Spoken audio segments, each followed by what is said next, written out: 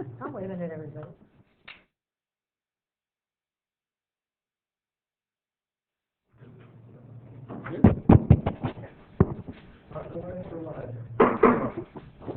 All right, call the meeting of the Galt City Council to order. Council is returning to closed session. Ms. Ridley, anything to report? No, there are no reportable items. Okay, thank you. We will reconvene to open session and also call the open. Vice Mayor Payne? Here. Councilmember Hewer? Here. Councilmember Campion? Here. Councilmember Powers? Here. Mayor Cruz? Here. Okay, Joe rise, please, for a moment of silence.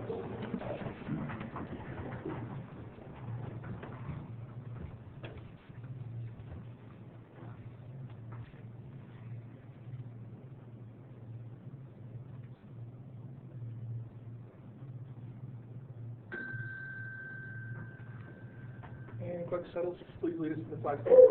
I pledge allegiance to the flag of the United States of America and to the republic for which it stands, one nation, under God, indivisible, with liberty and justice for all. Okay, thank you.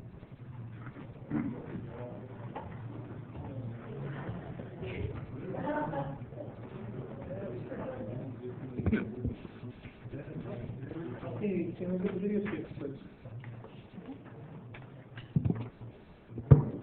This meeting of the Galt City Council will be cablecast on Metro Cable 14, the Local Government Affairs channel, on the Comcast Consolidated Communications and AT&T U-verse cable systems.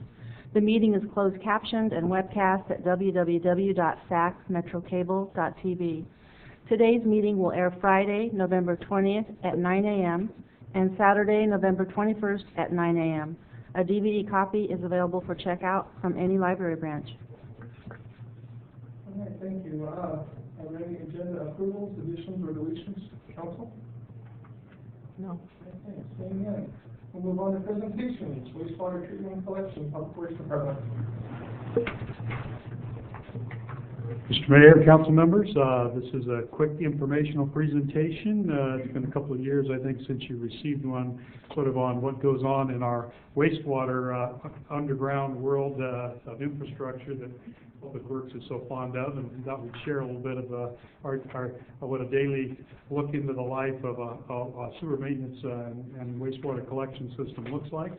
And obviously, Mr. Aidan Selby is here to give you a real quick sort of guided tour of what that would look like. Good evening, members and mayor and members of the council. Actually, Steve said most of what I was going to say, so this wasn't going to take that long. In 2006, the State Water Resources Control Board adopted a waste discharge requirement with the goal of reducing, preventing, and mitigating sanitary sewer overflows. As part of that, they required all agencies to come up with a sanitary sewer management plan. The City of Galt adopted our sanitary sewer management plan in July of 2009. It's now time that we update that, so we're going to be working on that and bringing that back to council hopefully for the next fiscal year.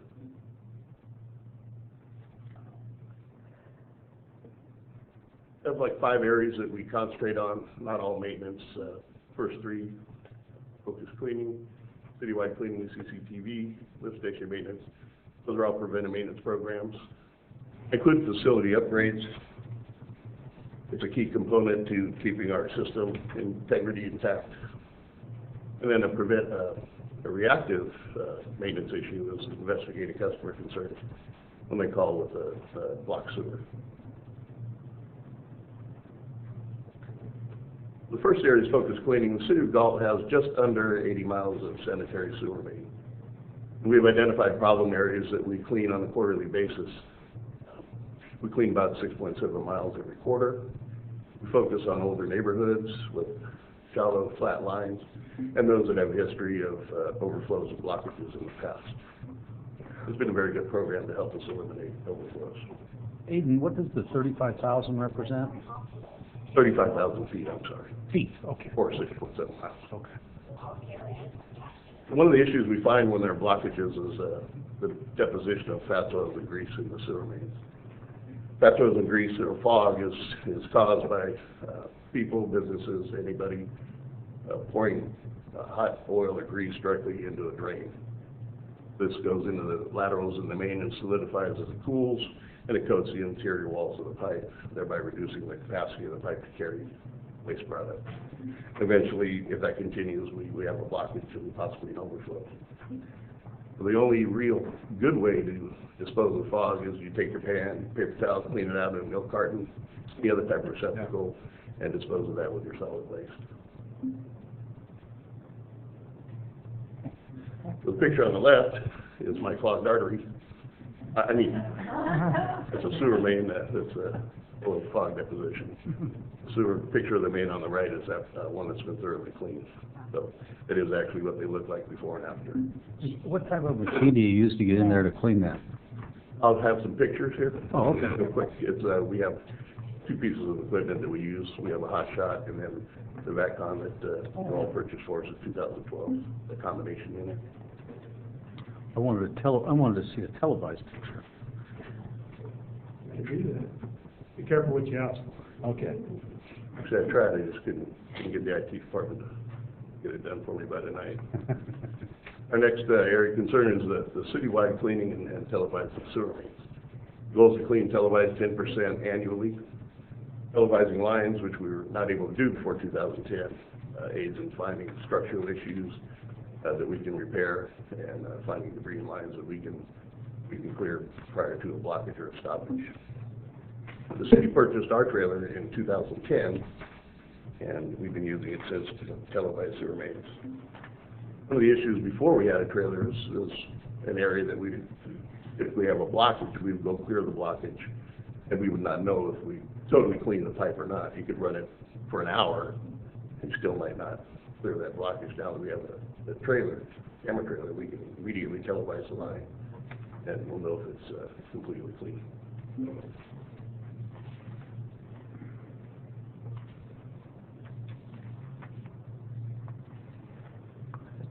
There we go. So this is one of our cleaning machines that we use and shows facilities maintenance staff cleaning sewer lines. And this is a picture of our CCTV trailer.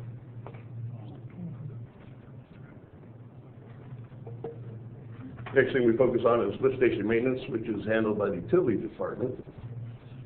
And they've implemented a routine maintenance schedule to reduce failures and implemented a cleaning schedule to remove debris that can cause pump failure or damage pumps. Picture on the left shows them using the combination unit to clean out a wet well and clear debris so it doesn't damage the pumps. Picture on the right is utility staff actually cleaning or clearing debris from a pump. It could possibly be changing it out, but that's something they're doing on a routine basis now.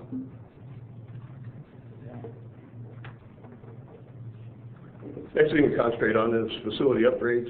In the last couple of years, we completed building the new live oak lift station to replace the failing old live oak lift station, and I'm very happy about that. We've upgraded the vintage oak and the East Street lift stations, and staff is replacing pumps that need replacing and maintaining other pumps and lift stations. We continue to identify issues and repair or replace using the maintenance and operation budgets, and also develop CIP projects for other larger upgrade projects. The top left picture is a picture of the old live oak lift station. I'm certainly glad it's gone. The bottom right picture is the new lift station that's working very well.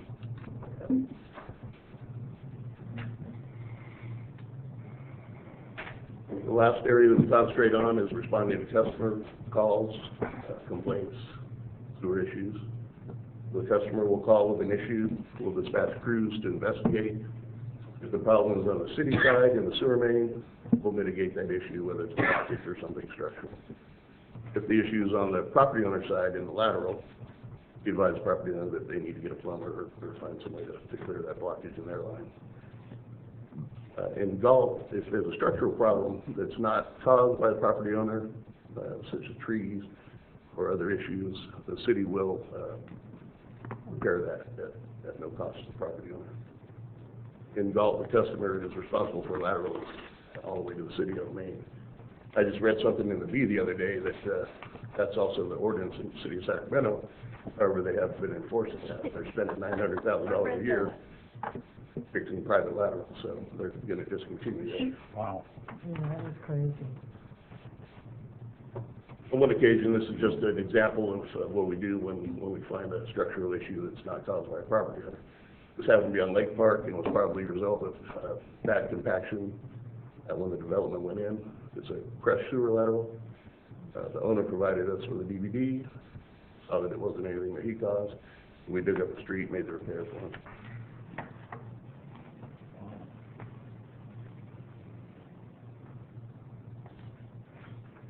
The results, I think, have been very good, except for 2012, when we've had 3 overflows.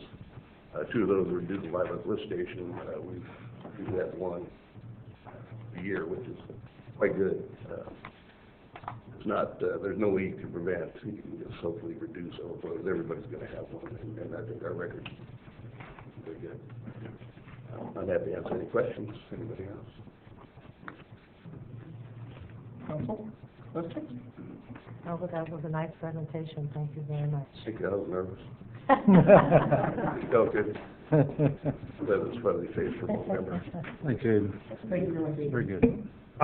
Thank you, Aiden, that was very well done. And Mark Clarkson was going to be here to give you a very quick, very interesting guided tour from the air of our new $20 million wastewater treatment plant improvements and status that are well under construction. Unfortunately, he had a medical emergency, so you're going to have to live with my limited narration. First up, I'll put a photo up here that this is about a 400-foot aerial view of the plant, and just to give you some context of what's new and what's changed since you were perhaps last out there on one of our city tours. One of our employees is considering a private business venture, and he's lent his expertise. He has purchased a commercial quality drone, and I'm just going to play for you a short video of the plant, and I'll talk to you as we go. To the right, you can see a new clarifier that's been drained and is being completed. And as we come into the plant, we've got construction trailers. Now we're flying over the brand new, just placed into service 2 weeks ago, oxidation ditch. You keep reading in the weeklies about an oxidation ditch. Well, it's this big concrete racetrack that for 21 days, we have to keep the sewage in applying oxygen and mixing to allow biological action to break down all the nitrates and ammonia that are in the sewage. And now we're headed north towards our existing number 2 race, and with the third one online, the first one you saw, we've now been able to sequentially drain and are working on oxidation, motor, and equipment upgrades in the vacant one. Here you can see a new addition taking shape of our staff building. We're going to be consolidating our water and our sewer field staff into a new building and doubling our lab space. This is a picture of the new clarifier. It's online, and we have 2 existing clarifiers. Here's one of the existing clarifiers, and with the new one online, we've now been able to drain and sequentially clean and upgrade all the mechanical equipment, motors and pumps on each of the 2 existing clarifiers. So this one's about ready to get finished up and put back into service. And then we've got some underground piping that's been going on to tie all of these together, and we're back to the existing original and 2 oxidation ditches, and I think that's about to conclude our aerial tour. One more item is we have brand new liners we have completed, and where we collect our sludge and thicken it, and we put new liners on both of these ponds to give us another 10 years of life as part of that. And we're also doing some upgrades and expanding our waste drying bed, as you'll see coming into the top of the picture here, and we've added a new drying bed as part of the process here. So that's what you're spending $20 million on, and we're probably about 2/3 of the way through construction. We'll probably see it slow down as we go into winter, and hopefully we'll be completed well ahead of our regulatory deadline next summer. Great, thank you. Questions, council? All right. Moving on to public comment. Under Government Code Section 54954.3, members of the public may address the council on non-agenda items. Speakers may address council on any agenda item during consideration of the item. Speakers shall restrict their comments to issues that are within the subject matter jurisdiction of the City Council and limit comments to a maximum of 5 minutes. Please fill out a speaker sheet located on the table inside the entrances to the council chambers and forward the completed speaker sheet to the clerk. All right, Al Baldwin.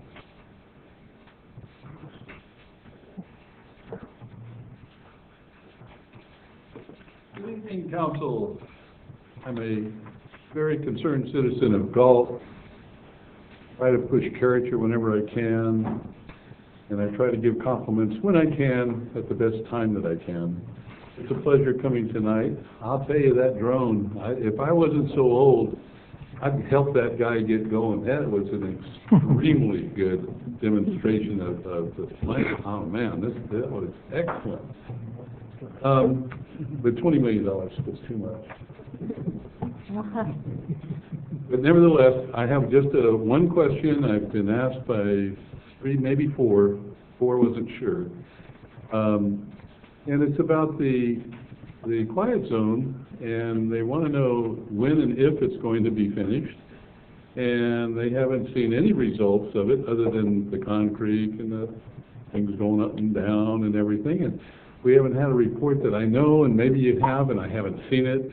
But maybe sometime you could get a report on when it's going to be completed, if it has been completed, and what it's supposed to do, and explain a little bit about the horns that are still going off, and they haven't seen a lot of change, and there's not a lot of people along the side there where you put the fence, and people are saying, well, it's not any different than it was before. So how long will it take? That's basically all I'm here for. If I understand correctly, we're finished the construction phase. You can go from there, Mr. Winkler. I think it's... Excellent. Well, then... We are done with the construction phase, and our engineers are working with the Public Utilities Commission, Federal Rail Authority, and UPRR to get a formalized notice of establishment filed and approved, and then 30 days thereafter, we will have a quiet zone. So we're in the 30 to 60 days, depending on how quickly we can move bureaucracy. Sounds great. What's the quiet zone supposed to do?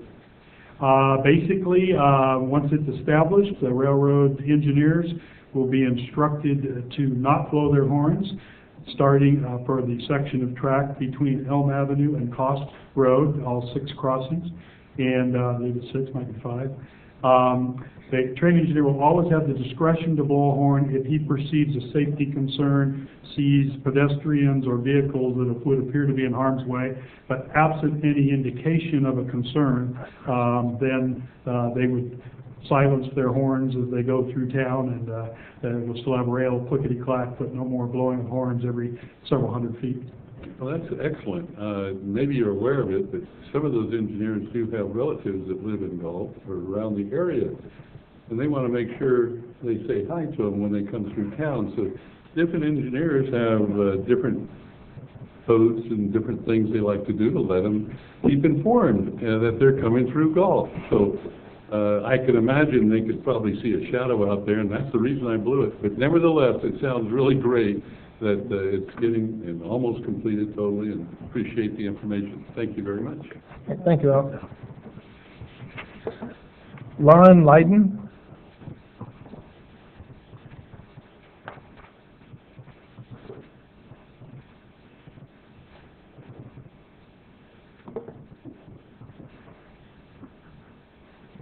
Hi, my name is Lauren Leiden. I'm a veterinarian and a business owner here in Galt, a co-owner of the business in Galt. We own Dry Creek Veterinary Hospital. We've been in business for 20 years, over 20 years. I'm here to address the council because I was concerned with some issues that I read regarding the pet adoption center that's been proposed for the city. The 2 areas of concern for me were the proposed vaccination clinics and the nonprofit trap, neuter, and release program. On the issues of vaccinations and providing vaccination clinics, I don't know if the council is aware that when you provide a vaccine to a pet and you charge an owner for it, you are practicing veterinary medicine. As such, you must abide by all the laws and regulations set forth by the state of California. There's a whole veterinary medical board that puts out all these laws and regulations, and you must have a veterinarian on the site at all times when the clinic is open. You must appropriately dispose of all waste material complying with state and federal laws. There's drugs and biologicals that must be stored and dispensed in compliance with laws. The clinic must have the ability and equipment on site to provide emergency care if needed in case of anaphylactic shock from any vaccinations that are given, and it does happen. You have to keep records, and your veterinarian must be identifiable to the public, and a copy of their license must be posted for public view.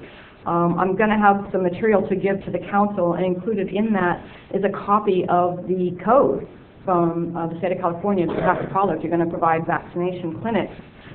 In reading this, I just kind of had some general concerns that you are going to be providing low-cost vaccines and other veterinary care for pets of Galt. And my concern has to do mostly that you may be directly and unfairly competing with the two established veterinary practices that are here. Good quality veterinary care cannot be provided cheaply, and there are many expenses associated when you provide this kind of care. In our business, we've been here for 20 years. We're not subsidized by a nonprofit. We have to charge enough to pay for facilities, staffing, overhead, drugs, supplies, licensing, and insurance. Economic times have not been good for veterinary hospitals. It's been very difficult since the recession to stay in business. And when pet owners receive highly discounted veterinary services, they assume that all services should be similarly cheap, and they don't really understand the cost of caring for their pets. And they may be inclined to get more pets than they can afford and expect veterinary care to be less expensive than it actually is. And I think that that's something that very much concerns me because I see it every day in our business. The other thing that I was worried about was the proposal of a trap, neuter, and return feral cat colony type of program. And there is definitely a feral cat problem. I'm not going to deny that, but there is definitely some public health and environmental hazards associated with these colonies that you may not be aware of. Public health hazards include rabies, toxoplasmosis, lepto, plague, hookworm, and roundworm. Free-roaming cats do account for up to 30% of the rabies post-exposure prophylaxis injections that humans have to get. Cats are the #1 way humans are exposed to rabies in this day and age. Toxoplasmosis, you've probably heard of it. It can cause a range of human illnesses in pregnant women and immune-compromised individuals. And there have been outbreaks of toxo in humans from contaminated water in Panama, Brazil, British Columbia. On harming the environmental ecosystem, there's impacts on native birds, reptiles, and rodents. Cats are predators. Even if you feed them, they're still predators, and they're going to hunt because that's what they do. There's also risk of disease transmission among cats and spillover from a feral cat colony to owned cats and pets, that then we would be seeing that. The diseases that tend to be present in feral cat colonies, flea infestations, obviously, rabies, feline leukemia, feline immunodeficiency virus, calicivirus, herpes virus, panleukopenia or parvovirus, plague, intestinal parasites, and again, toxoplasmosis. The shedding and runoff of toxoplasmosis oocysts has been documented as a problem into the environment and the waterways, and then is having a significant detrimental mortality effect on the Southern California sea otter, which is an endangered species. There are studies that show that trap, neuter, and release programs and colonies actually lead to increased immigration of unneutered cats into the area of the colony and to increased kitten survival and thus to more cats overall, which is obviously what we're trying to avoid. And there can be a proclivity for people to just dump unwanted cats into a feral colony expecting they will get cared for and fed. Ms. Lighton, we'll have you wrap it up, please. Okay. I can stop right there and just give you the stuff that I have. Okay. I was pretty much done. I was just going to say that Andrew Cuomo, the governor of New York, recently rejected the use of state funds to set up feral cat colonies because of the stuff that I had just mentioned. Thank you. Thank you for your Do information. you mind if I give you guys this information? Because I worry that you might not know all the ramifications of some of the proposals. That's what I'm concerned about. Can I answer a little bit of that? The feral cat program has been going on for quite a while here. Supervisor Don Scully is in on it with a very good group of people here that are doing it. Yes, they trap, neuter, and they're very responsible about the colonies. They want to make sure that whoever's doing that will take care of the colony after that. They're taken in, they're given their rabies shots, they're checked for feline leukemia. So, and in the past 5 years, they've trapped, neutered, and returned over 600 cats. And you know what that's going to be like if they weren't trapped, neutered. You know, we'd have 50 grand here, 50,000 cats here. And this year alone, over 300. But Supervisor Natoli is working and with the group, and the group is working through the SPCA and through the Sacramento branch out there. So it's, and if any of them are sick, they're not returned. You know, if they've got feline leukemia, they're put down. They're humanely put down, and they're not suffering a terrible death out there. So I just want. They're all over town. There's quite a few in different places. I actually have one myself right behind City Hall, where I take care of them. I feed them every night at 5:30, and if a new one comes, we haven't had that, but if a new one shows up, we trap it and take it in to make sure it's not causing anything with the rest of them. They're very responsible with people doing that. And the other thing about the clinics, it's not something we do all the time, and we wouldn't do it in there. It's something like Tractor Supply would do, like maybe once every 3 months or something, have a clinic. We certainly appreciate our veterinarians in this town. I know you, I know the other veterinarians. I appreciate everything you've done for all of us. And you've done some things for me at the spur of the moment, checking some cats for me. And we do definitely not want to do anything to jeopardize our veterinarians here in town. On the subject of an adoption facility, how do you make people want to meet and go inspect? Because we find things at our door regularly. Well, that will probably happen, but they will go, because we have the contract with the county, they'll go to the county. And I would just, we need to, Yeah. you can briefly respond now, so if there's interest in setting it for a future date. Right. This item will be back Also- when the ordinance comes. Well, I just wanted to say a few things, Oh, no, so, you were fine, though. so don't interrupt. Okay, moving on. Dahlia Rott.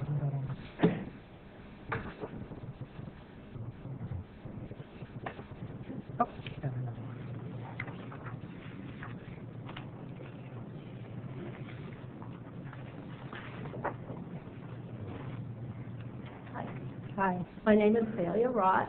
I'm a licensed veterinary technician. I've also been in business for 20 years here in Galt. I own part of the veterinary hospital with Dr. Bailey. And in reading the paper this week, I just had a few questions that I wanted to ask, and also a couple comments about the project of the adoption center and vaccination clinic that was proposed, or the paper said has been proposed. And I was wondering if Sacramento County has any other satellite adoption centers, and if they do, where are they located? And if we do, if an adoption center does take place here in Galt and a vaccination clinic, will the county be responsible for building the facility? And will they staff it? And will they have a veterinarian at the vaccination clinic? I think you already addressed that it's not going to be an ongoing thing, it's a seasonal thing. And then they mentioned a mobile veterinary clinic that will be spays and neuters, and I was just curious which mobile clinics, who they are, and I was wondering if the project, the cost of the project had been projected, and who are the nonprofit organizations that would be lined up to help finance the project. And also wondered if you had given any consideration to the impact on the local veterinarians that are already in business here in Galt.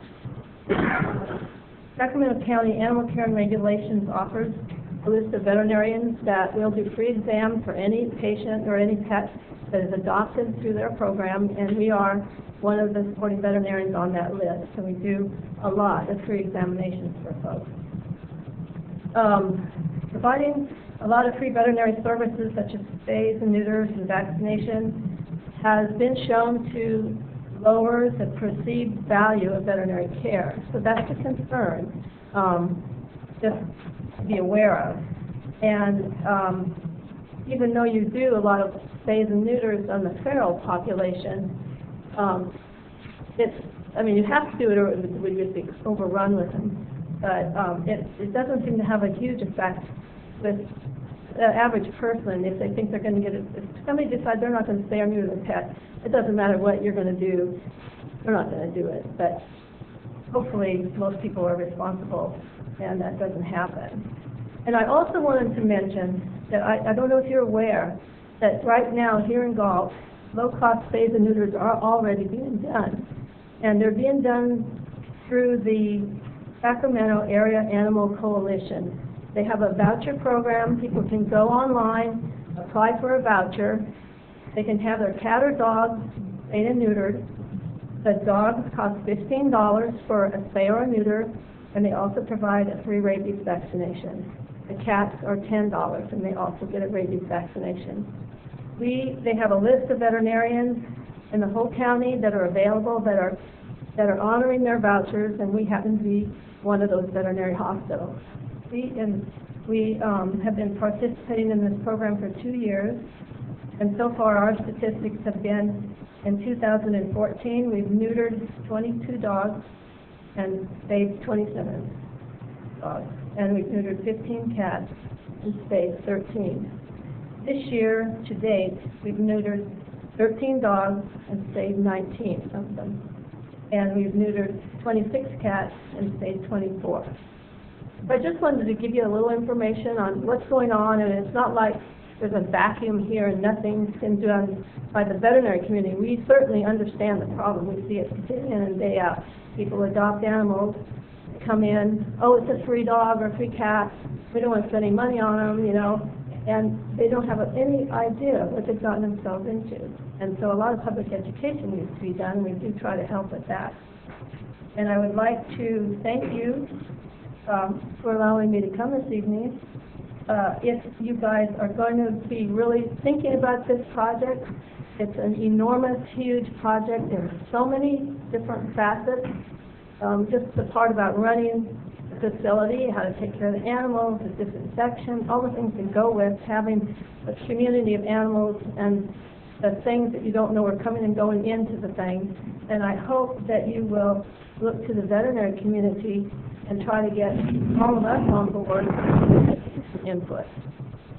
And I have, I went online to the Sacramento Area Animal Coalition. They have a website, I thought in case anybody doesn't know about it, that shows there's a bunch of different organizations that do all kinds of spays and neuters and low-cost vaccines. So I brought a copy for each of you. Great, thank you. Very much. Thank you. Okay, I'm going to say a few things. First of all, call me. You know, if you would have seen the presentation, it wasn't exactly as what was in the newspaper. There was an in-depth presentation. I'm sorry you didn't see that. So call me and I'll explain some things to you. Nothing we're going to do is free, and there's a lot of misconceptions about what you think is going to happen. So call me. That's what I'm saying. Well, or you could have looked at the council yourself. Right. I'm stopping. Right. Call me. All right, that ends our thank you very much. That ends our public comment. We'll move on to the information and consent calendar. Do I have a motion to approve? Move to approve? I have a motion to approve by Vice Mayor Payne. Do I have a second? Second. Okay, I have co-seconds by Councilmember Campion and Councilmember Hewer. Okay, we'll give it to Councilmember Campion. Call for the vote, please. Vice Mayor Payne? Aye. Councilmember Hewer? Aye. Councilmember Campion? Aye. Councilmember Powers? Aye. Mayor Cruz? Aye, unanimous. Moving on to the next item. Oh goodness, it's been strategic planning. Come on, Steve.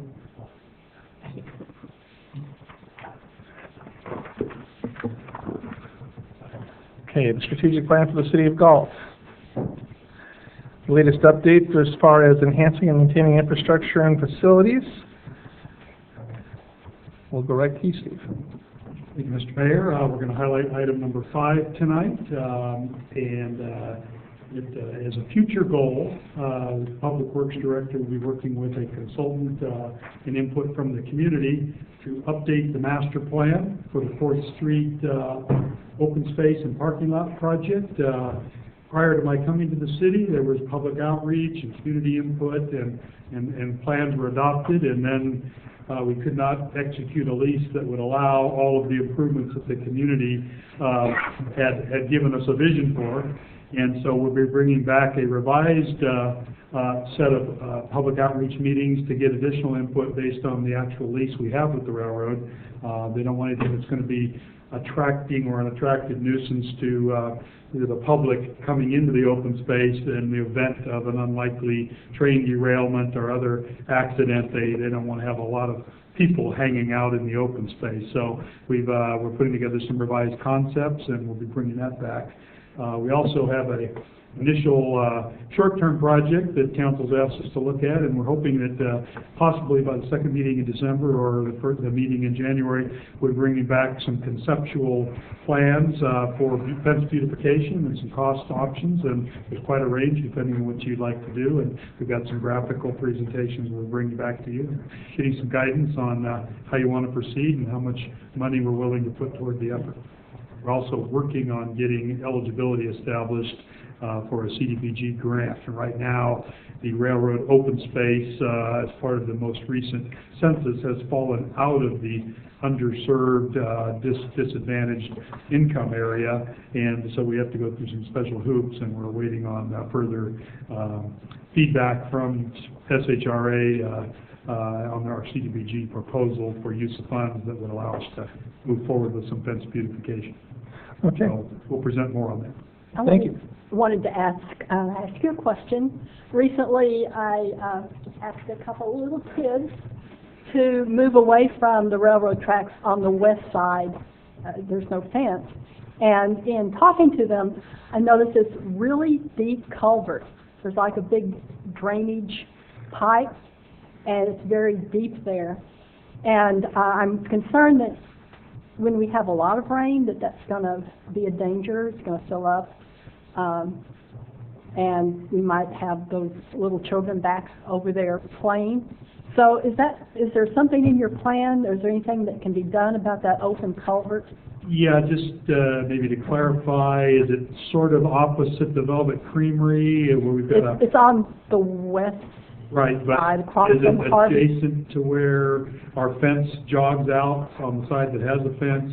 I think the culvert is on both sides of the railroad track. One side is fenced off, one side isn't. I just want to think it's sort of by Harvey Park. It's across from the That is community an garden. old drainage, historic creek that was there when the railroad was built, probably 100, maybe 150 years ago. I've lost track. And it's been basically filled in the area where the development is at Spawns and Galt Place.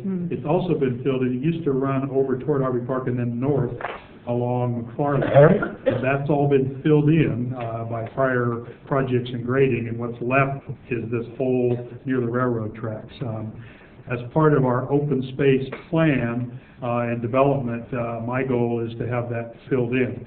Now that hole is very small compared to what used to be a big long ditch that ran all the way north, probably up McFarland. And it's been there for many years, so there's no new threat there. And our goal would be to regrade and fill that in as part of our long-range beautification plan. If we can find the funding for the open space project, the parking lot, we'd be developing extra fill materials that would very easily be deposited. We no longer need that drainage channel. We have to work with the railroad to close the culvert off. For your information, the ditch that I'm talking about is running more east to west, okay? Crosses the railroad tracks. It used to run north and on up. It's all been filled in, and all that's left is The east to hole west on each side of the railroad tracks. Okay. I'd like to take the jog out of the fence once we get that filled in as well, which will be easy to do. Okay. Thank you. Okay, moving on. Enhanced economic development. Tony. Thank you. Good evening, Mayor, members of the council. This is an update on the Eastview project, which is moving along, though it is somewhat delayed.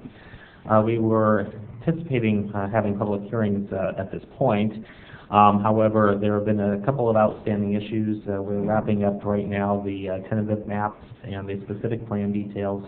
However, we are having some significant back and forth discussions with the applicant with regard to the funding of the project, making sure that the city is in a financially stable position as the project develops out over the next 15 years to 30 years.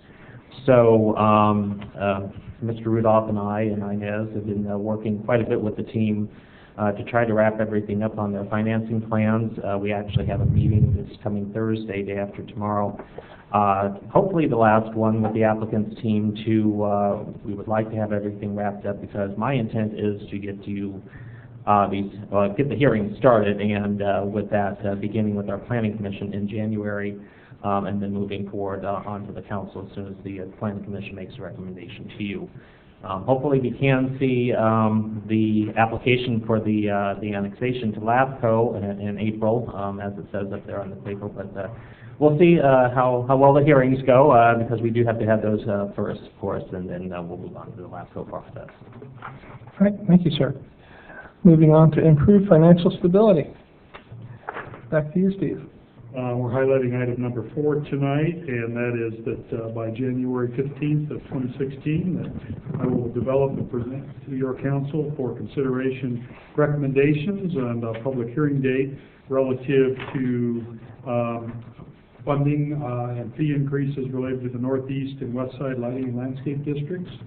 We just received this past week 2 proposals. We solicited from a number of firms and received 2 proposals, and we're in the process of beginning evaluation and selection. We have, right at this point, the costs are sealed because under professional services we have to first select the most qualified and then open their envelope and negotiate a price and a scope of work. If that exceeds $30,000, we'll have to bring that back to your council for award. Since the entire budget is only $30,000, hopefully we'll have some favorable pricing at the end, and we can just proceed with the work, and then we'll be bringing back recommendations early next year. All right, thank you. Next is attract, develop, and retain quality employees. Yes, Mr. Mayor. Under this list, item number 1 is to hire a police chief, and I'm happy to report that we've resumed the recruitment efforts for a chief of police. Applications are being accepted through December 18th, and then we will, in early January, evaluate the applications and be in a position to move towards a selection process towards the end of January, beginning of February. All right, thank you. Next up is enhance cultural and youth activities. Public Works Director, you just can't get enough of this, can you? We love goals. We're highlighting item number 2, and by February 15th, I owe the council completion of the Harvey Park improvements funded by the Housing Grant Fund. That's an updated date, and the playground is done, the ball diamonds are done, the garden is pretty well done, and we've got a list of about 13 priorities that council approved about 6 months ago, and we're waiting on fabrication and delivery of the prefab bathrooms, and we'll have brand new bathrooms at the park, and hopefully we'll be on target, weather permitting, for that February 15th date. That will leave us with about $7,000 to do the 3 or 4 remaining items. We've got the big ticket items taken care of, and if construction goes well, we should be able to accomplish most of what's left. We might either need to defer the lowest priority item left on the list or come back for additional funding once we get the bathroom completed. I think remaining on the list are some lighting upgrades, some possible surveillance camera safety enhancements, volleyball court, and Armando, am I missing anything on your short-term priority list? Excuse me, the sign. And an entryway sign, I think, is the highest priority of those 4 things that we mentioned. Thank you, Armando. And I think so we still need benches near the play area. We committed to you as part of the bathroom project to get that done, and we think we have the funding for that. We're still procuring some bids for flat work. All right, and last item is improve long-term water stability or sustainability. So do you want this? It looks like you and Armando both are part of it. He's got this look at his face I'd like, love what? to dish this to Armando, but he's waiting on me at this point. This is item 5 that we're highlighting. Yes. And it says by mid-January that the Public Works Director and the Recreation Director will present options and budget recommendations to the City Council for action for improved water conservation at city-owned facilities, such as installing water-conserving fixtures, automated sprinkler controllers and valves, in our park system and landscaping. And we're in the process, I announced to department heads last week that we have been reviewing historical water usage records at our parks, landscape, and city facilities, and we're putting together a little report to review with the department heads on what our water usage looks like, and that will help us see, are we leading by example? Are we meeting the 32% goal that we've asked our citizens to help us meet? And if not, creating some priorities and budget considerations for how we might get there. Okay, and that's the latest update on our strategic plan. Thank you. Moving on to the next item is the Finance Department, the fiscal year 2016 first quarter update. Inez. Good evening, Mayor, Council, and community members.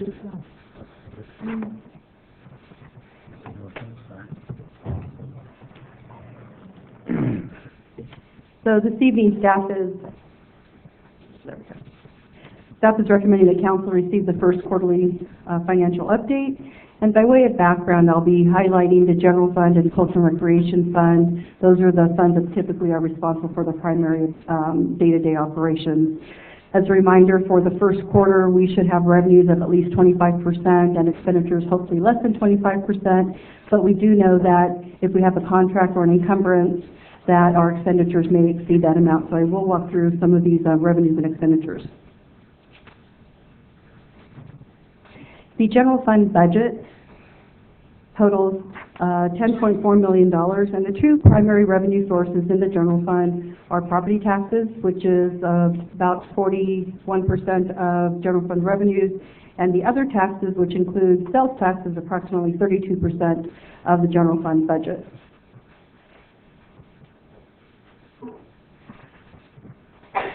Revenues year to date are approximately $1.2 million compared to the budget of 10.4, and we are actually around 11% of the annual budgeted revenues. First quarter revenues are typically low, as some of the revenue sources are not received until the second quarter. Primarily, if you look at property taxes, no collections have been received. The first advance will be in December. So I do want to go through some of the revenue sources that you see on the chart. Property taxes we already went over. We expect that the first installment will be made in December. Another item that you'll see, other taxes, includes sales tax. And we actually saw an increase over the last quarter by 25%. And I did hand out a quarterly newsletter that we did meet with the consultant just this morning. And quarter from a year ago, when we compare those, we actually increased by about 18%. So some of the good news is that we had some one-time adjustments, but we did see some increased points of sale transactions at Walmart. We also saw the new McDonald's having activity, and we did see an increase in fuel prices. One of the good things is that the City of Galt actually now receives about 1% of the county pool. So what I've been trying to promote is if we do not have a fixed place of business in the city limits, shop online. It goes into the county pool, and we are now at 1%. We received about $75,000 from just the county distribution. So if you were to annualize that, $300,000 from people shopping online and so forth. So if we don't have a fixed place, shop online. Inez, is that what sales tax compensation is? Is that Actually, that was part of the triple flip. It's actually going away now at the end of this fiscal year. But when we sold bonds and we took away 0.25% of our sales tax, we were only getting 3/4 of the 1%, and then they came back and backfilled that 25%. So that's basically what it is. But we only get that portion of it twice a year with the normal property taxes in December and in May. So even though the sales tax we get on a monthly basis and we kind of get it trued up every quarter, that component of it, about 25%, comes back twice a year. So we are behind because of that distribution. okay? So definitely good news when it comes to sales tax, so we are online there. On current services and charges for services, it's about 9% of our general fund, and it's actually low When you look at the annualized amount, the 25% is the blue bar right across. We're a little bit low, and primarily because the primary revenue source is rent from the Regional Law Enforcement Training Facility, and that's from the California Department of Corrections. They did pay the amount that was originally budgeted, but we had increased that amount, but that has been delayed just because of the construction. It wasn't completed as originally estimated, so we do expect that to be received soon. And finally, in the general fund, miscellaneous revenues, which is the bar to the far right, it is over the 25% the annualized amount, primarily because we have other financing sources. We received the first distribution from what was previously known as the redevelopment agency, and we also received one payment of principal from an internal debt on the refinancing of the police facility.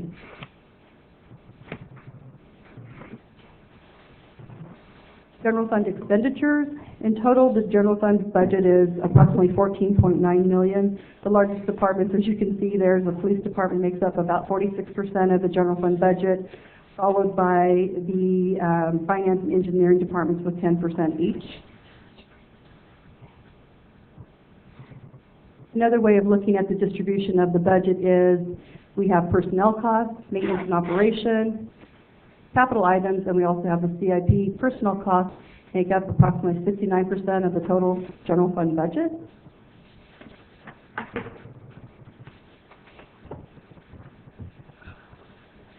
To take a closer look at the different departments within the general fund, it looks as if some of the departments are a little bit more than the 25% annualized amount. If we looked at city council, the reason their budget is higher than the 25% is we had a project of about $87,000 that was carried forward from last year into the current year, capital items basically for the audio visual for council chambers. So it's not that you're really over budget, but the amount is encumbered. So again, an encumbrance is considered an expenditure even though the actual cash has not been paid out. If you look at non-departmental, it's over $1 million, and the reason why it's so high is for three reasons. Primarily, one of them is we pay our liability insurance, and that amount has been encumbered for the entire year. Our workers' compensation, we actually pay that on a quarterly basis, and we distribute that out to all the departments on every pay period basis, so it's all of the expenses shown here. And finally, there was about a $500,000 payment paid to CalPERS, and that was for the unfunded liability portion of public safety. So that was a one-time payment, and that again will be distributed to the police department, to the various departments on a pay period by pay period basis. Some of the other departments may be over budget, primarily because our insurance is paid 1 month in advance.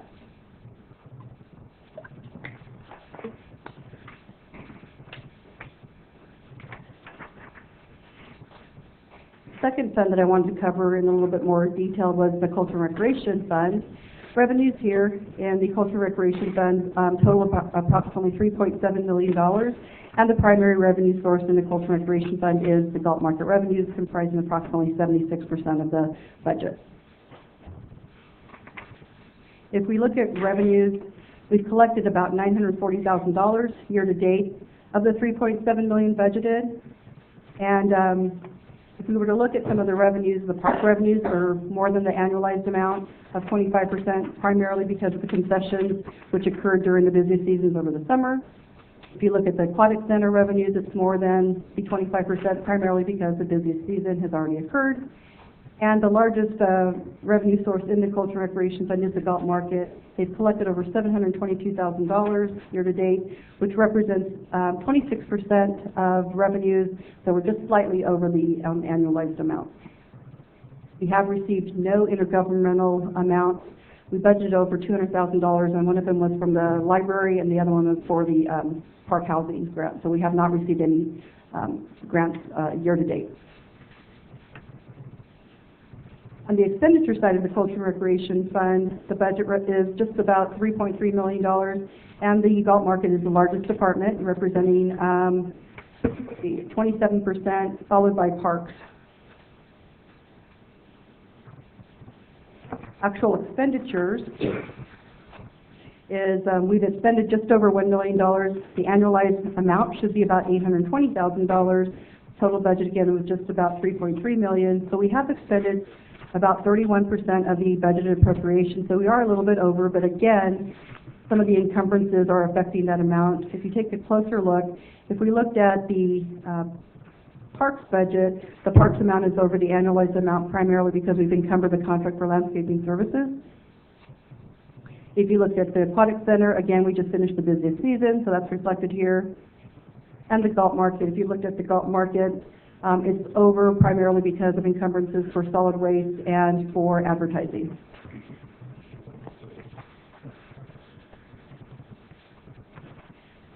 And I want to give you just a quick overview on some of the other funds. We always talk about the enterprise funds. Revenues are within budgeted amounts and expenditures are within budgeted amounts. There are some contracts that are out there.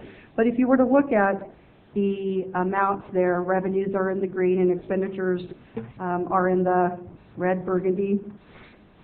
The expenditures are a little high if you looked at water, primarily because the contract was carried forward from the prior year. And that was about $3 million for the arsenic project and the water meters.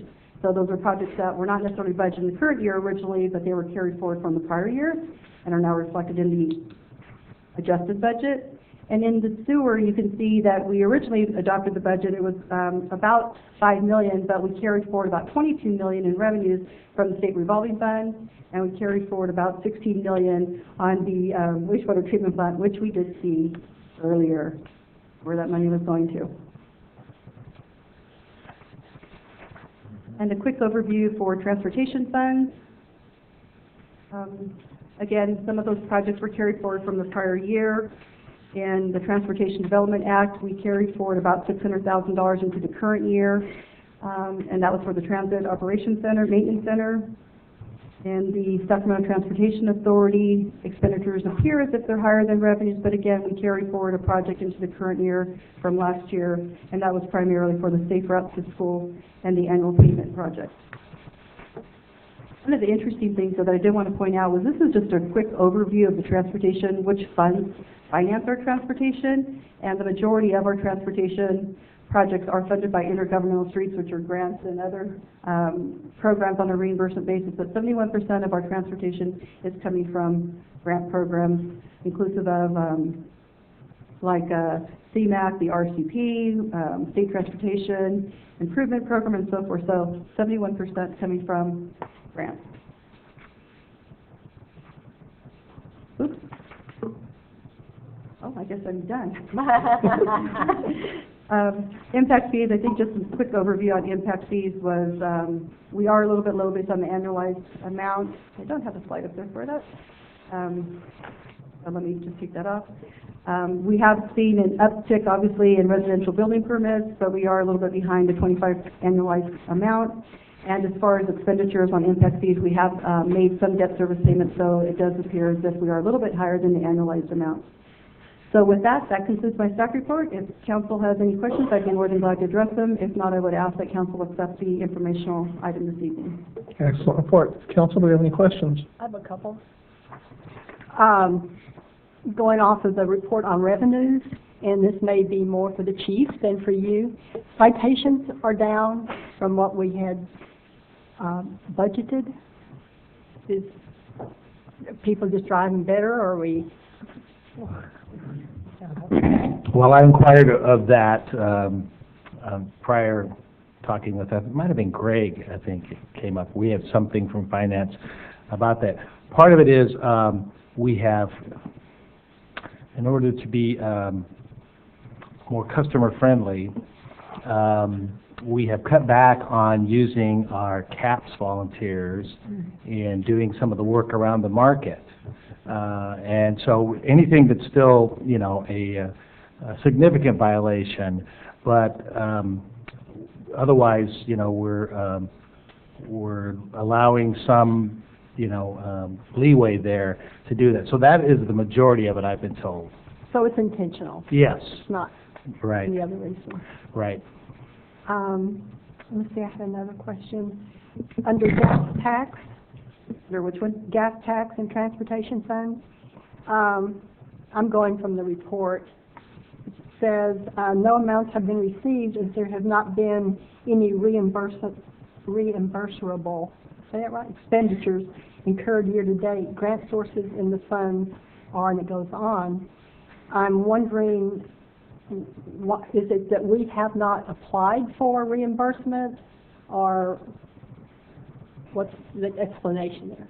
On gas tax itself, we actually receive those 1 month in arrears, but when it comes to the Transportation Development Act, Council just recently approved, the Public Works Director presented a staff report and asked for approval of the claim, so we have submitted the claim, but as of the first quarter, the claim had not been submitted, so there is a process that it has to be presented to Council and an expenditure plan. So what we did try to present was that the claim has been submitted and that we do expect that the reimbursement will occur in a timely manner.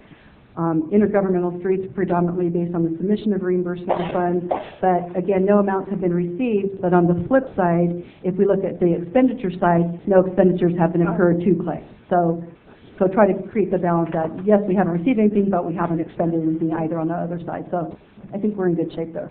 Okay. I think that's it for me. Okay. Any other questions from council? Thank you, Inez. You're welcome. Thank you. Moving on to public works. Pictures and graphs, that was great. That was a good report.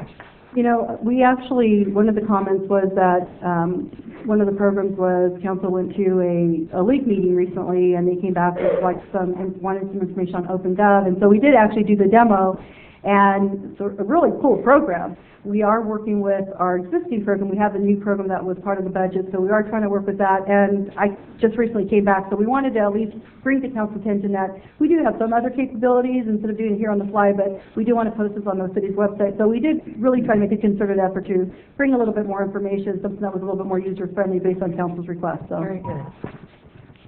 Thank you. All right, moving on to Public Works Department. Water rate cost of service study. Mr. Winkler? Well, again, Mark Clarkson was going to be making this presentation, but you're going to have to listen to me drone on, and if I need help, I've got John Griffin here, our contract senior engineer, who's been helping us with this project. This is the third and hopefully final installment of adopting a rate study and moving forward with a Prop 218 notice to customers as to proposed rates. You'll recall that on October 6th, we held a study session, and we came back 2 weeks later on October 20th with some rate scenarios and looked for guidance from council as to a preferred scenario. You might recall this slide, which sort of was looking at residential customer impacts of 3 different scenarios, including the council-directed 60-40, 60% fixed, 40% option was asked to be brought back, and showing how it affected low users, somewhat average users, and high users, just 3 snapshots, and how those compared to the existing flat rates that 90% of your residential customers are currently on. So we received direction from council to proceed with the what we're calling the 60-40 option, and this slide is kind of giving you an indication of with that preferred option, what would be the impact on residential customers. And the green line would show where the existing flat rate customers fall today. The orangish or red line at the bottom would show what our current rates are. If we just moved all 6,200 newly metered customers to our existing rates, what they would be paying for 3 different snapshots of usage, and how that compares to the proposed rates in blue. You can see that for the average customer, the rates compare favorably and very close to the existing flat rate. For the average user, which is the middle dot on these graphs, it's within 50 cents of the current rate, 54 cents. Lower users on the blue line would save money over the current flat rate, and higher users, those who consume more water, would pay considerably more if they used pretty much almost double what the average customer would use. You can see what the rates would look like. I would point out that for those that are currently on on metered rates, they will see an increase, and the amount of increase will depend on their amount of usage. But basically, the study found that that customer class, our current metered rates at only 10% fixed and approximately 90% variable, under today's 32% plus conservation numbers, is not carrying their fair share of our costs for that customer class. So they will be the ones that are impacted first. And you can sort of see how there would be a deficit if we didn't bring those up to the projected rates. The proposed rates are not intended to produce any additional revenue over that which we currently receive with the flat rate and existing structure. Basically, it's to protect the revenue that we have when we move 6,000 customers to a metered rate, and that would be the blue line that we're proposing that all customers would move to. We would not be moving the flat rate customers there until we follow council prior direction to issue 4 sets of example or mock bills, and the first set of those is tentatively planned to go out here next month. We want to get the regular bills out, and then in a separate mailing a couple weeks thereafter, we will try to get their mock bills out along with an explanation of what does that example bill mean, and it will give them an idea under their current usage for July through September what their future water bill might look like for similar usage. This is sort of a comprehensive summary. It's a little hard to read for the public, a lot of information here, but this is showing our existing rates and what the future proposed rates would be when they become effective if approved following a public hearing and Proctor 18 notice going out to all of our customers 45 days in advance. And so sort of where we are in the process, we're at bullet 3 tonight, which would be to adopt the rate study as submitted in your staff report, which includes the preferred option direction given to us by council on October 20th. The next step would be to go to the printers next week, if approved tonight, and get those notices out no later than December 3rd, which is the deadline if we're to hold to our proposed January 19th public hearing date. If we do not receive approval tonight, then the latter 2 dates will have to be modified if you have some other direction to give us. And with that, we're here to answer any questions you might have. And absent any major concerns on the part of council, we would recommend that you adopt the final draft of the report. It will be final after a public hearing, and absent a majority protest in January, then we would recommend that you adopt the rates. The report will be finalized for posterity, and we'll move forward from there. All right, council, questions, comments? Looking for a motion then. I'll move that. Motion by Councilmember Campion. Do I have a second? I'll second. Second by Councilmember Hewer. Any discussion? All right, call for the vote, please. Vice Mayor Payne. Aye. Councilmember Hewer. Aye. Councilmember Campion. Aye. Councilmember Powers. Aye. Mayor Cruz. Aye. Unanimous 5-0. And moving on to the city clerk's report. I just have one thing, just wanted to remind the community, city offices will be closed on Wednesday and Thursday of next week, so city employees can enjoy Thanksgiving with their families. All right, comments by staff. Let's start over on this end. Ms. Hood? I don't have anything, thank you. All right. Mr. Rudolph? Chief? Nothing, thank you. Mr. Solis? Ms. Islas? All right. Steve, you've had your chance. You've done enough talking. Do you have anything to mention? Well, I was going to give you an October water conservation update, but I'll stick with my limit of one item. And we did not have the data available when we last met, the first meeting of October. We hit a 15-year low in October, but that wasn't good enough to meet the 32% mandate that we're under. That's the bad news. We actually hit 27% as we're moving into cooler weather and people are doing the right thing and turning off their sprinklers and not watering as much. It's going to actually become more challenging going through the winter, because now what we're down to is indoor water use, and that means we're not going to wash as many dishes or as many clothes or take as long a shower or flush the toilet as often. It's tougher to get there than just not watering my lawn. So we're going to have to continue working. We are working on a cumulative compliance from July forward, and based on the savings we had in July, August, and September, well, actually, we fell a little short in September, we're still ahead of the curve and are not facing any sanctions at this point, but we need to be diligent through the winter to work on indoor water use reduction. Like how many percent? I don't have the cumulative numbers, but because our summer usage is much higher and we overachieved by 10% the first 2 months, now that we're in a lower weighted average period, I think we're still probably overall trending, I think I'm guessing here, probably 35 to 37% based on a 32% mandate. Okay. But we're falling behind the last 2 months with lower usage, so we've got a winter ahead of us that we're going to have to get to now. The original emergency regulations that adopted these were set to expire in February, but those regulations were extended last year, and they may get extended again, and we're all, including the state, waiting to see what El Nino looks like for Northern California, and we'll have more to report, I'm sure, as we go forward. Thank you. Are our water patrol people, are they still active?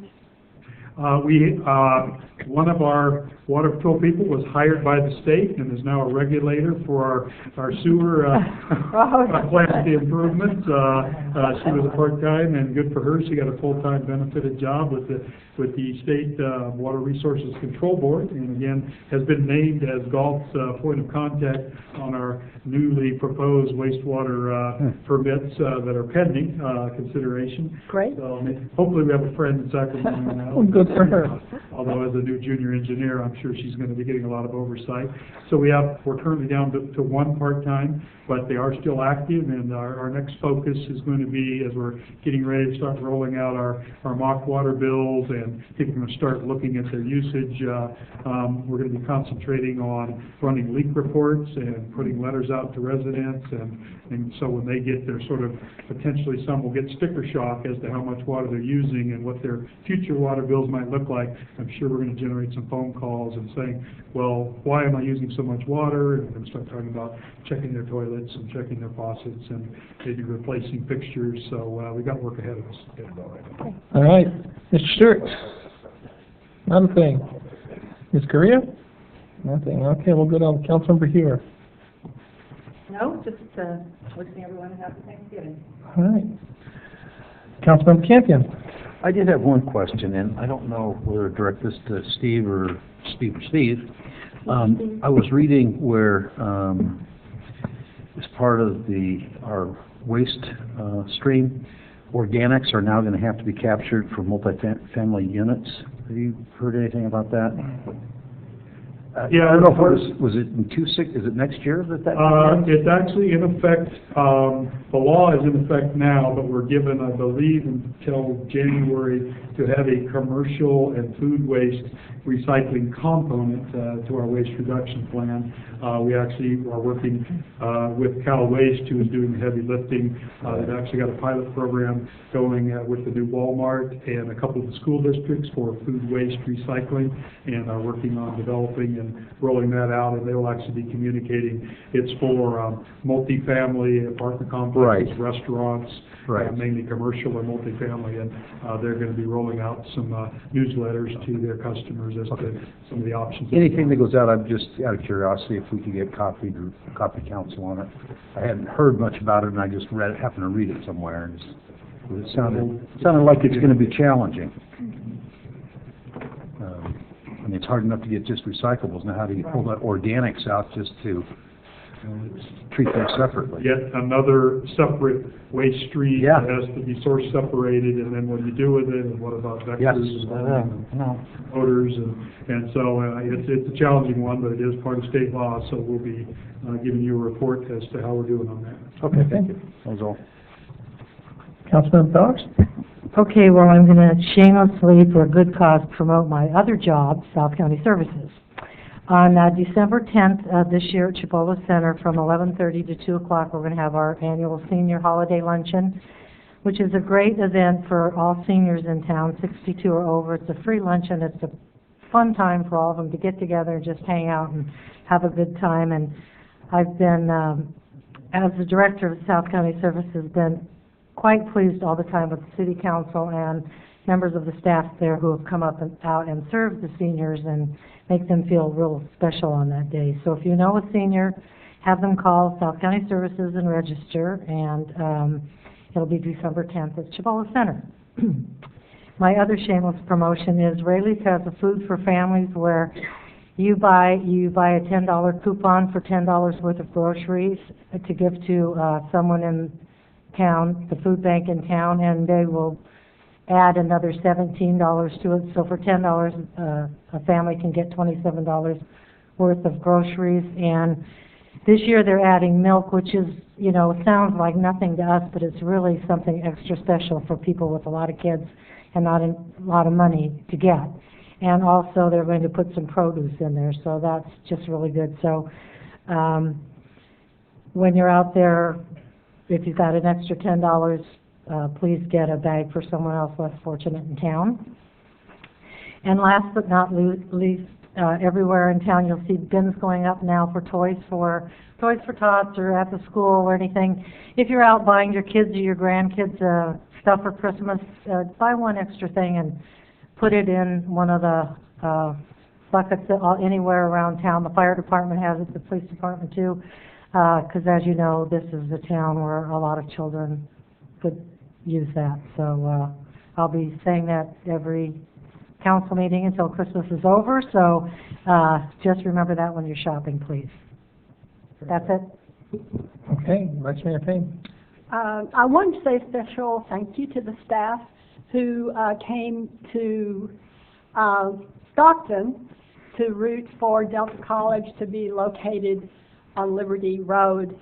I just was impressed that you guys gave up your evening, and especially Paula, who reserved all those seats for us.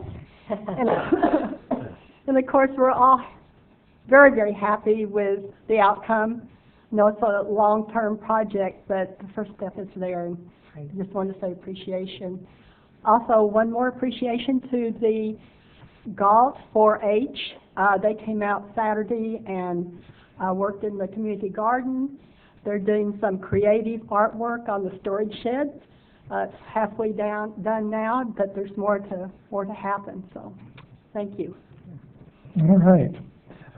I'll start off with some stuff within the city first. Where are we standing on the construction on the range? We have issued a change order to the contractor to come back and do some of the safety upgrades that we had previously reported on. And prior to the rains, he was scheduled to start yesterday. They're hoping to be in later this week as things dry out. We're going to be doing some heavy earth moving and unloading some 2-ton blocks, so they need to have a good firm foundation or they'll make a holy mess out of the existing grading. But we've been assured that work is shortly to be underway. Okay, great. And in line with what you mentioned, Councilmember Powers, also this weekend you've got your scout troops in town that are going to be going out and about for scouting for families. If you have anything that you can share, please do so. On top of that, I think I will wish you all a happy Thanksgiving, and this meeting is adjourned.